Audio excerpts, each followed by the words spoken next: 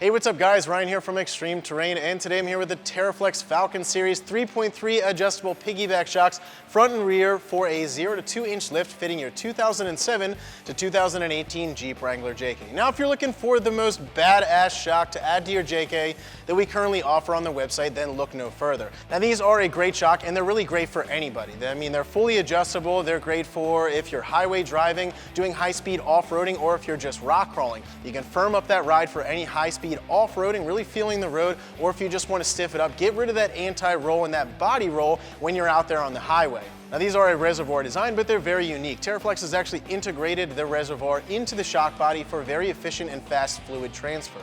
Now, along with being fully adjustable, these are made of aircraft-grade aluminum 6061, which is going to add to that heat dispersion and provide plenty of corrosion protection for your investment. As I said, it's going to come with all 4 shocks, front and rear, and they're designed for a direct bolt-on. Teraflex's unique design and engineering has actually allowed them to create the largest shock body that will fit in the factory location that doesn't need any modification required to install them on your Wrangler. Overall, these things are designed to take an incredible beating, last a long time, outperform any other shock. They're fully adjustable, and they're going to cater to any type of driving, any type of Jeep owner that is looking to add these onto their Wrangler. Not only is it going to be a great performing shock, but they're going to look incredibly badass on your Wrangler. Now, these are a little more pricey than your typical run-of-the-mill shock, and even some of those other reservoir shocks out there. These are coming in right around $1,550 for a full set, which I really don't think is bad. I mean, you're getting an incredibly well-made design and engineered shock that's going to last a long time, perform incredibly well, and it's all by one of the best names of the business. Now, as far as installation goes, I'm going to give this a pretty easy 1 out of 3 wrenches on the difficulty meter. Now, honestly, this is something that you can do in your driveway just laying under the Jeep. There is some slight modification, opening up a hole and enlarging that, but that's all pretty straightforward. I show you exactly how to do that in the video, and expect this to take about 2 hours. So with that being said, let's hop into our install. Tools we use for this install: 3/8 drive impact, 16mm socket, 19mm socket, 18mm socket, wrenches 19, 18, 17, 16, a 3/8 drive socket extension, a drill with a 3/4 inch drill bit or step bit, and a torque wrench.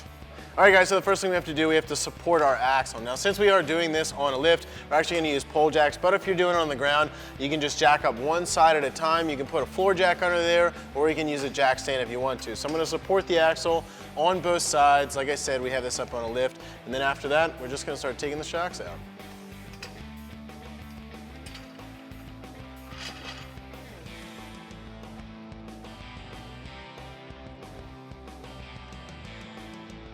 Now, to take out the bottom of the shock, you're going to need an 18mm wrench and an 18mm socket.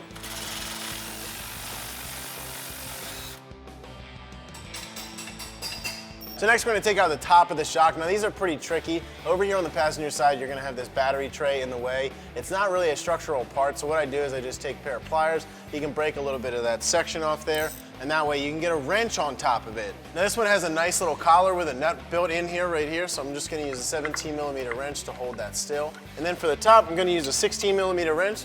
Now, if you don't have this collar here, what you can do is just take a pair of vice grips and just clamp onto that, and that's going to hold it still. A lot of times these are very rusted up, so what you're going to find is they're either going to fight you the whole entire time, or they're going to snap off. So it would be a good idea to spray this little threaded shaft up here with some rust-busting lubricant way ahead of schedule. That way you'll get it to break free.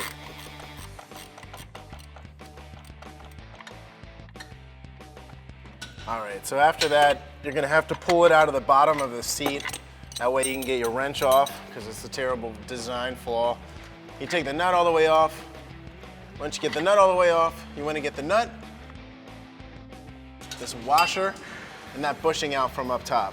All right guys, so now we're going to install our brand new Falcon shocks. Now we're working on the passenger side, and this one is actually going to be stamped R. So you got the R stamped at the top, and if you spin this cool thing around, it actually says JK front on the right and what size lift it's for. So what we need to do, first thing you need to do is take off this nut. Use a 19mm wrench, get that nut off. We're actually going to get this washer and this upper bushing off as well. So you want to slide both of those off. We're going to leave that bottom rubber bushing there. And this has this little alignment pin on the back side. So this is going to go up and in. And then we want to get that pin up in there as well. All right, so once you get that in and started, got to put a bushing on the top. So you're gonna have this little raised edge. You want that to face down. I'm just gonna drop this right in just like that. So we wanna get that bushing on there. Next is gonna be the cup washer. You're gonna face that down.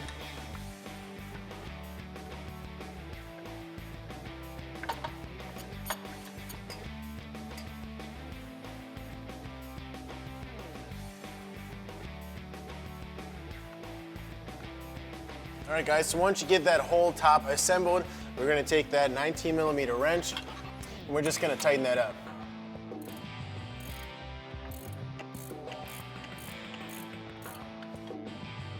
There's a few things that you want to pay attention to. You want to keep in mind that you want these bushings to sit in the middle of that whole opening, and you want to make sure that that little alignment peg on the backside and this right here, it actually has a knob that goes in a little indent. You want to make sure that that's flush and fully seated. So once you have those two things squared away, we're just going to keep tightening that up until it fully compresses those bushings.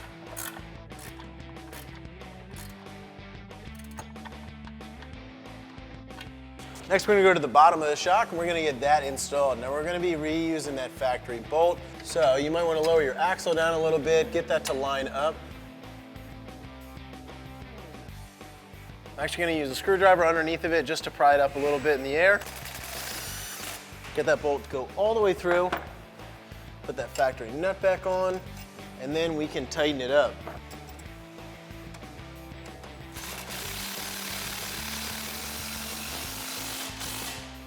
So we're going to tighten it up with an 18mm wrench, 18mm socket. Now you want to torque it to factory specs, which is going to be 56 foot-pounds. All right guys, so we got this shock fully installed. There is one thing that you really need to pay attention to and that I would like to talk about. That's going to be this brake line and this ABS line right here. Now these shocks are longer than the factory shocks. That's going to allow your axle to drop down even further. These brake lines are set up for that factory shock, and that way you won't reach a limit or rip it. Since this is longer, the axle is going to drop further. You're going to need to lengthen these brake lines. There's two options that you can go with. You can go the cheaper route, which is just going to be a brake line relocation bracket. That's going to drop this mounting point somewhere to down here. That's going to give you that added length. Or if you really want to step it up, you can get some stainless steel extended brake lines for up front. And of course, that's going to take care of that situation. That way you don't stretch any of this stuff, rip anything. What I did was I just straightened out this brake line a little bit, and that just gave me just enough so that we could get going. So we're finished up here on the front. Of course, we got this side in. You want to do the same thing on the other side, but we're going to go move to the back so we can get the rear one installed. All right, guys, so we're here at the back of the Jeep, and just like the front, first thing we're going to do, we're going to support the axle. Now to get this bottom bolt out, you're going to need two 18mm. I'm going to use a wrench and a socket.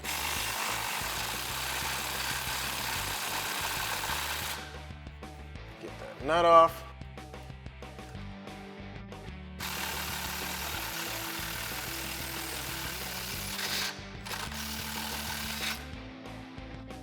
So next we're going to go to the top of the shock. Now what I like to do, you're going to need a 16mm socket. I just use a really long extension. And most likely, it's going to be a little tough to crack free, but they should crack free for you. Once you get both of those out, then we'll just pull the whole entire shock out. Now to get these rear shocks installed, we are going to have a relocation pin that's going to come with our kit. Now, the shocks on the back, they're going to get mounted upside down. They have a reservoir on the bottom, and Teraflex, what they actually do is they relocate this to the side, so they shift that shock over just a little bit, and that's going to keep that reservoir behind this lower control arm mount, keep it away from any rocks you may go over. It's just going to keep it from getting damaged when you're out there on the trail. So one thing that we need to do, you're going to have this thing, we need to open up this outer hole. So basically you're going to have this spacer in here, this sleeve that's going to go in there, and this actually has a collar on it, so we just need to open up that outside hole with a 5/8. So I'm going to go grab a drill and a drill bit, and then we'll get this drilled out, we'll get this installed. All right guys, so I'm going to be using a step bit just to open up to 5/8. If you do have a 5/8 drill bit, you can just use that as well. Of course, while you're doing this, you want to wear safety gloves and safety glasses. Should be good enough, so we'll see if this thing fits through there. So you want to take the nut off. You're going to have this long stud. This collar is going to come pre-installed, so you know it's the right size, or you know it's the right side. We're just going to slide that in there, and we want to just make sure that this fits through there. So I got to open up that a little bit more.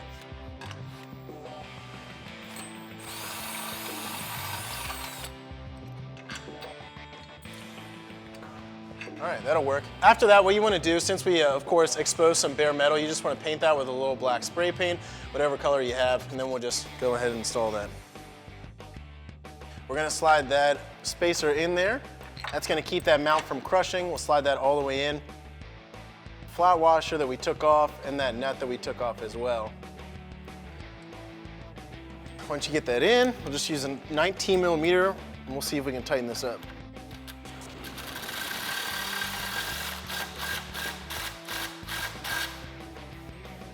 All right, so after we got that in, now we can get our shock installed. So when installing this, remember they are side specific. For the passenger side, we want the right side.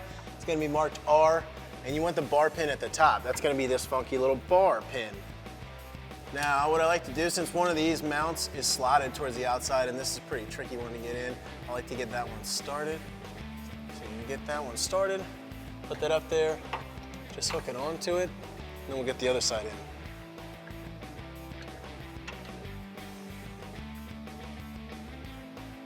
We're gonna leave that loose for right now, and then we're gonna try to get the bottom in. All right, so now we're gonna get the bottom on. So you wanna take that nut off, that washer off. You wanna soften these up, so click them onto one, click that all the way down to one. That way, you can push this thing up in here. And then we wanna slide it on there, and just wiggle it on.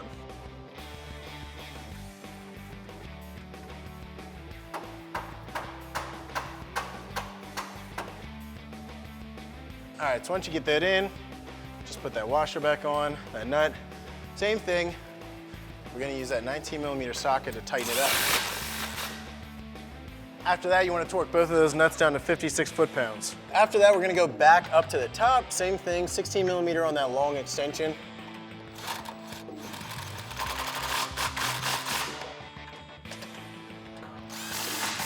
Once you get both of those bolts in, you wanna tighten those to 37 foot-pounds. So after you get this side installed, you can use that same exact procedure to get the other side installed. All right, guys, what I want to do is just take a moment to talk a little bit about these shocks. Now, we have them next to the factory shocks, and of course, the differences are quite drastic. These obviously are much larger, and these are amazing shocks over your factory ones. The factory ones are hydraulic shock, and hydraulic shocks are filled with oil. They have hydraulic oil in them. They give you a very nice ride. So they're great for if you do a ton of driving, highway driving, and they're even good for light off-road. But the problem with them is the small shock body, and of course that oil inside of it. When they're worked a lot, if you're doing those really tough off-roading trails, that shock can really heat up. That's gonna reduce the shock performance. It's gonna result in fade, and also that oil inside of there is gonna create cavitation, which is little tiny air bubbles, and that's just gonna add to the whole decrease in performance of those. Now the Falcon ones obviously are a lot larger. They have a lot larger shock body, and these are an oil-filled design as well, but of course these are a high-performance shock. Like I said, Teraflex has done a ton of cool things with these shocks, and they're really amazing shocks. They mount in the factory locations, which is something that I really like, and they don't really take much modification to get installed. There is one little hole that we need to open up on the backside.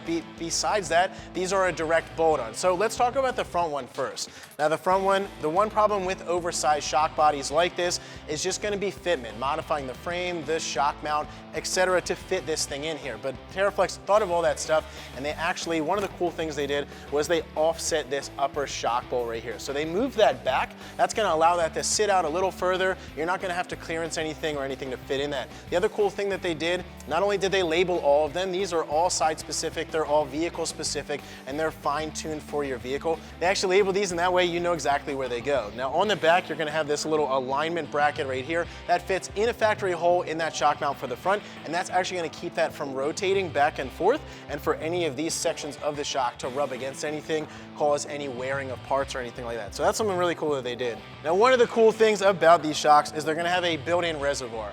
Now there are other shocks on the market, high-performance shocks, that have an external reservoir. Some of them are mounted on the side of the shock body, some of them you mount in another location, and most of those are gonna utilize a braided line. Now there's a lot of issues with those between breakages and of course leaking. And not only that, but it really reduces the amount of oil that it can pass between the reservoir and the actual internal shock. Now, not only is this mounted right there for fast oil transfer, but inside of here, there's a huge hole that's gonna allow as much oil as necessary to pass in between and transfer.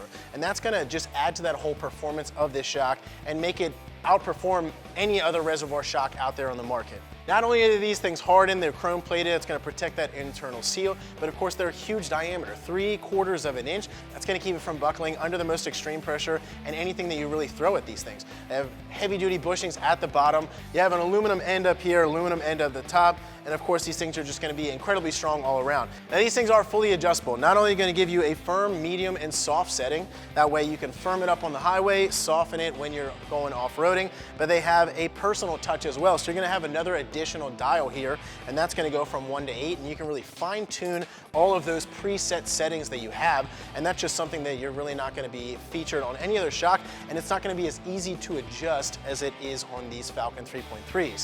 So that's pretty much going to wrap it up for the front one. So let's talk about the rear one. Now what they did on the rear, they did a little bit different. So they actually mounted the reservoir and the shock body down. And that's, once again, to keep that shaft safe. So it's going to keep it up away from the shocks. It's not really going to run into anything that you may come across on the trail and just mess that thing up. So it has the same style bar pin up top. It's going to fit in that factory location. And they actually, another cool thing that they did, they actually take the bottom, and since we have that reservoir there, they actually shift it behind. You get a relocating pin that's going to shift it behind, and it's actually going to move it right behind the lower control arm. And that way, it's just going to keep it out of the way of those rocks. Now, like I said, these things are tough as nails. This whole canister down here, you're thinking, well, it's going to be in the way. What if I hit it on a rock? These are designed to be hit on rocks. This thing is not only thick, but it's incredibly hard, and it's actually designed to just take all of that abuse. You're allowed to ram it into stuff, and it's just going to keep that whole thing working and sealed up properly. Once again, the rear is adjustable. You're going to have the same adjustability with the front. You can hop out of your vehicle, you can run around, you can adjust them all in under 30 seconds, and they're just really easy. These are just going to click back and forth, go through all 3 settings. You can fine-tune it with that personal touch. I like that these are mounted upside down on the rear. One of the issues with this huge reservoir and the shocks like this in the rear, of course, is it sitting up there, bolted up against the body. You have issues with the track bar, the sway bar, bumping up against these, rubbing them, and that can just cause a lot of damage. So, I mean, obviously they did their homework. They mounted it on the bottom, they shifted it over, so it is protected when you're out there, but they made it tough enough that if you do bang it against something, it's just gonna hold up. Now, to add on to that aluminum design, you can see that the factory shocks, they are made of steel. So over time, of course, you're gonna throw stone chips you're gonna throw stones at it, it's gonna chip, you're gonna splash mud, water, snow, all kinds of stuff on that. And you can see that these are already rusting. So that aluminum design, not only that is going to be a huge heat dispersing factor in that, but of course that's going to add to the corrosion resistance and just the longevity of these shocks. All right guys, so now that we have all of these shocks installed, what you want to do is just, if you have your Jeep up in the ground, you want to put it down, you want to take it for a ride. I would start on a little softer setting, and then you can fine tune it from that. So 1 is going to be the softest, 3 is going to be the firmest, and that 2 in the middle, that's really going to give you that adjustability. That's where that secondary personalized knob is going to allow you to go from 1 to 8 and really fine tune it. So like I said, just drive it around, get a nice feel for it, adjust it as you need it, and then find that really great ride comfort. However, that is going to wrap it up for my review and install. For more videos and products like this, keep it right here at ExtremeTerrain.com.